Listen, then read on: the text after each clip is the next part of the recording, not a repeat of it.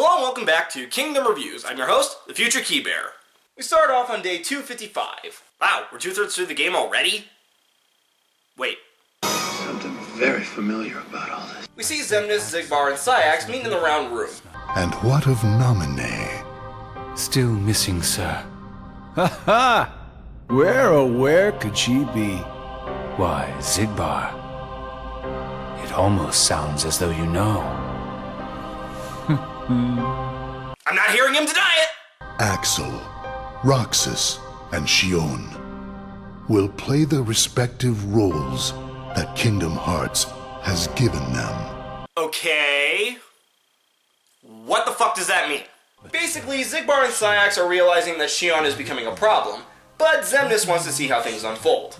Speaking of Xion, she makes her way to Castle Oblivion and realizes that's where she comes from. Axel, who had been sent there the previous night, tries to stop her from pursuing it further, but she won't listen. Stop! Stay out of there, Xion!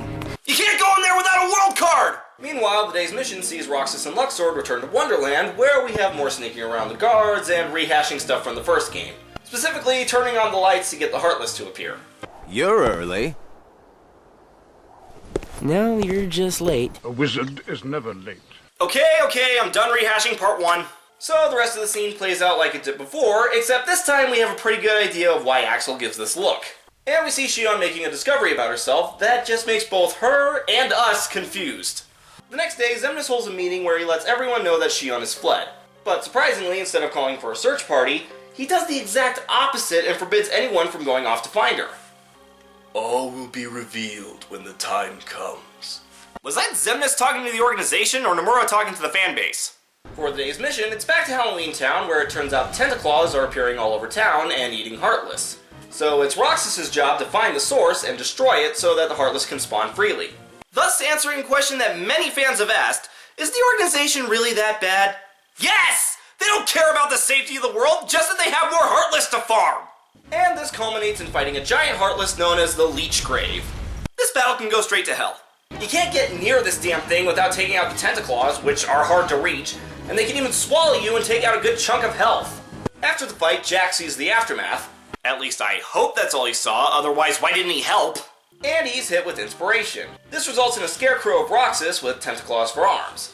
And I won't lie, that is a pretty cool concept, especially with the backstory that Jack makes up for this thing. The next day, Roxas is at the Destiny Islands thinking about Xion. And while this is happening, clips of the island from the first game play on the bottom screen. Then suddenly Roxas notices Xion near the Paopu tree. Then this happens.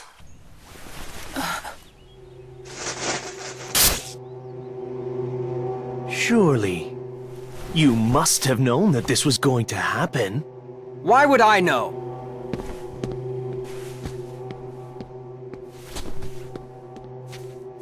Because in your memory, you've been to a number of worlds before you came to this one. And of course, in those worlds, the only beings you met with the Dark Dark. That's all that's left in your heart. The darkest memories. Your memories of long gone. Every one. That's a lie. I remember everyone from the islands. They're my closest friends. And who threw away those friends? Maybe it's your own actions you've forgotten. It was you who destroyed your home. What the hell is that? Okay. Let's take stock of what we got here. We have this scene from Riku's story in Chain of Memories surrounding Roxas, when he's hit with a massive headache. Then he proceeds to turn into Xion, then Riku, then Sora. Yeah, I have no idea what that was supposed to accomplish. We then see Riku have a conversation with Nominee that sheds a little bit of light on the situation. If you haven't figured it out by now, either by playing KH2 or following the breadcrumbs left in this game, Roxas is in fact Sora's nobody, created when... No, I am not going through that again! Anyway, it's revealed that some of Sora's memories are being funneled through Roxas into Xion, and now she is confusing those memories with her own. And now it is too risky to just pull the memories apart. Why? If I just jump in and rearrange her memory, then Sora might wake up, only to find out that nobody remembers him anymore. How does that work?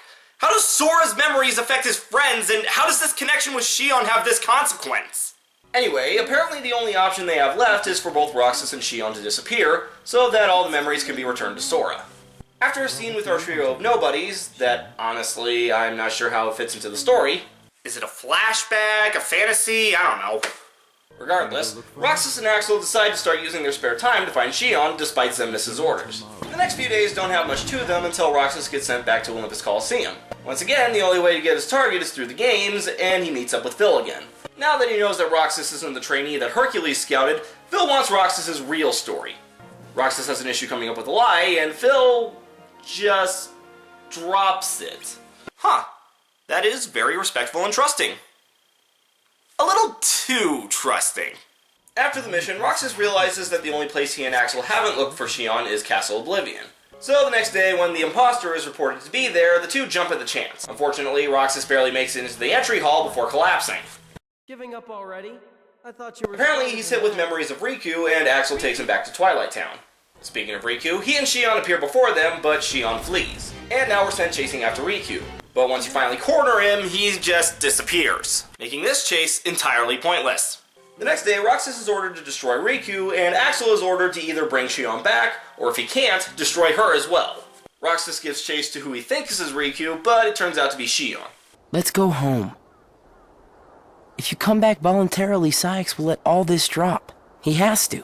Oh, you poor fool, you actually believe that! Shion refuses, but when Roxas keeps pushing it, she draws her Keyblade against him. Then Axel comes in, knocks out Shion, and takes her back to the castle without as much as a word to Roxas.